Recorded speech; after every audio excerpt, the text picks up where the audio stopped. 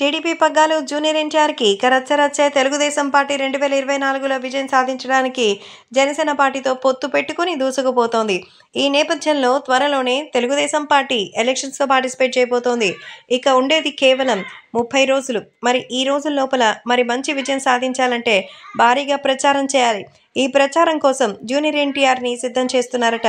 తెలుగుదేశం పార్టీకి సంబంధించిన ఈ విషయంలో ఎలాగైనా ముందుకు రావాలనే నేపథ్యంలో అందరూ కూడా మంచి విజయాన్ని సాధించడానికే ప్రచారాలు ప్రారంభిస్తున్నారు.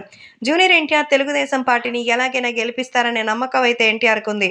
అందుకే టీడీపీ పార్టీ పగ్గాలు ఆయనకి ఇస్తున్నట్టుగా తెలుస్తోంది. అంతేకాకుండా రాబోయే రోజుల్లో చాలా మంచి అదృష్టం అలాగే ఇంకా అవకాశం అన్నీ కూడా ఉంటాయని తెలుస్తోంది. కాబట్టి ఇప్పుడు సోషల్ మీడియాలో సైతం ఈ విషయం ఎంతగానో సెన్సేషనల్గా మారుతోంది. అలాగే అభిమానులు కూడా తెలుగుదేశం పార్టీకి ఎన్టీఆర్ అయితేనే కరెక్ట్ అంటూ చెప్తున్నారు. కాబట్టి జూనియర్ ఎన్టీఆర్ మాత్రం త్వరలోనే రాజకీయంగా మంచి విజయం సాధిస్తారని సమాచారం అందుతోంది.